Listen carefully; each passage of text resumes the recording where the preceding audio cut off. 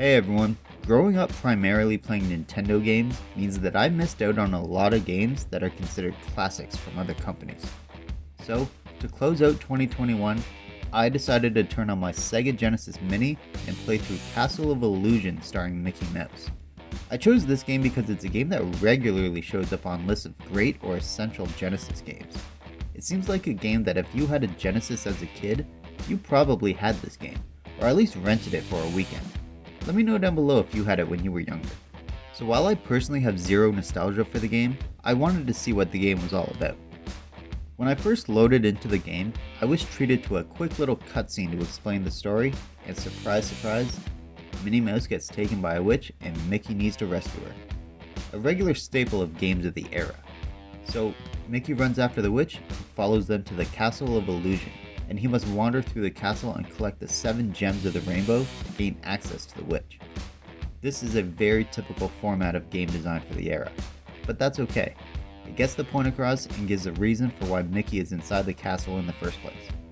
It's not a plot that's going to make anyone think, it's just there to serve the purpose of explaining the logic of why Mickey gets to go through all these mystical lands. Even though I didn't play a lot of Genesis growing up, I still feel like visually, Genesis games have a typical look to them, and this game fits that mold. Which, let me clarify, isn't a bad thing.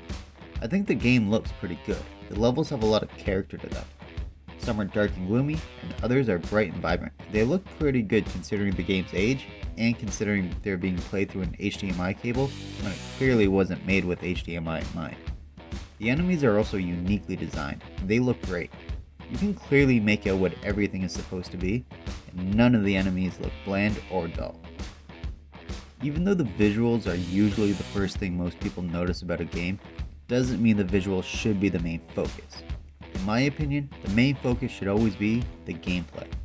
Castle of Illusion is a side-scrolling platform with very little puzzle solving. While there are small maze-like areas, the vast majority of the game consists of killing enemies and moving to the right. If you can continue moving to the right, you'll likely end up beating that section. But that's not a bad thing if the enemies are varied and the level designs are unique, which they are, and that helps keep the game from feeling stale. Mickey has 2 main ways of killing an enemy. Either A, by jumping off the enemy's head, or B, by throwing a projectile that can be picked up throughout the levels. This makes for a lot of precision jumping to land on an enemy head and use it as a launching point to reach a higher section. One of the game's failures by today's standards though, is there's little to no teaching the player any of the mechanics. In the opening cutscene, Mickey can be seen killing enemies by jumping on their head. Perfect. I now know how to kill an enemy. Jump on its head. Simple. So the very first enemy I see, this happens.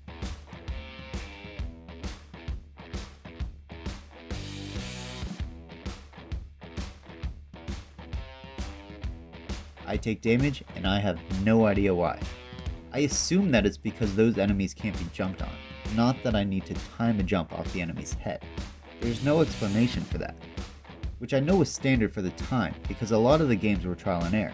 But by today's standards, I've gotten so used to games telling me every button and control in the game right away that for some reason I just wasn't ready for the amount of trial and error. From jumps that seemed to have blind landings to new enemies that had weird patterns to try and figure out, I actually found myself getting frustrated at the game. But once I got it through my head that I needed to play the game through trial and error like I would have with Super Mario Bros. 3 the first time I played that, then I started to enjoy it more. It's the type of game where you move forward, get hit a bunch, die, try again, but now you know where the enemy spawns so you can be ready. One slight issue I did have was the speed at which Mickey moved. The game felt slow, but the enemies felt very fast. Honestly, thinking logically about it, I don't mind it. There's no reason why Mickey would be more agile or faster than these enemies, but as a player, it felt like sometimes I just couldn't escape damage because I couldn't move away fast enough. But that's where the trial and error comes up. It took away the need from having great reaction time the first time you encounter an enemy, and replaced it with having the need for pattern recognition, which is another aspect of the game that when I realized this was a pattern game instead of a reaction game, it helped give me greater enjoyment. When I encountered a boss like this, I just couldn't move fast enough and was consistently getting hit and dying, but when I learned the pattern, I realized how simple the fight was. It's a different variation on the platformer compared to the type of games I usually play, but that's not a bad thing. It's just something that helps make the game feel more unique.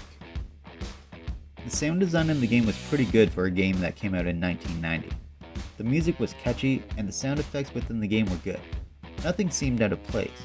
From the sounds of throwing a projectile to the sound of jumping, everything seemed to fit. While I wouldn't say the sound design was fantastic, it definitely did its job, and I have no issues with it.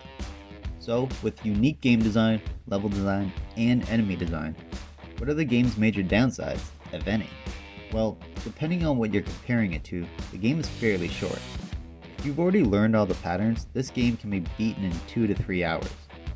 And if you're comparing it to a current game, it's extremely short.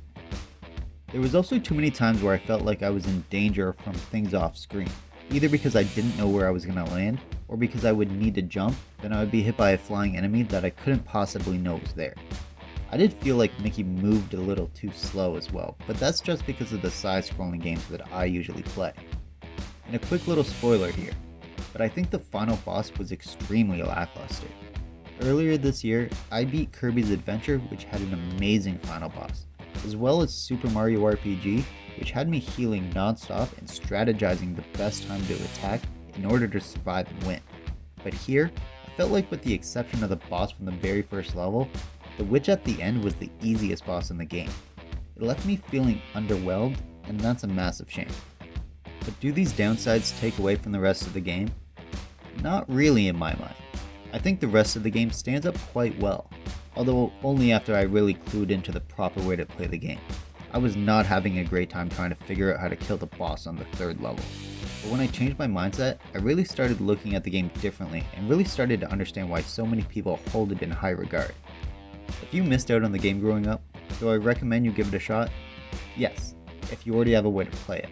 For me, it was a game I scroll by regularly on the Genesis Mini, but if you don't already own a version of the game, I might have a harder time recommending you go out searching for the game. If you can find the Genesis Mini, or if it's on a compilation, then I think it's a no-brainer. I hope you enjoyed my thoughts on playing Castle of Illusion starring Mickey Mouse for the first time as a 32-year-old. Let me know down below if you played the game and how old you were when you played it for the very first time. If you have any game suggestions from the Genesis Mini that I should try, then be sure to let me know down below. I'm always looking for new games to play. If you enjoyed the video, be sure to hit the thumbs up and be sure to share the video with anyone who might enjoy it.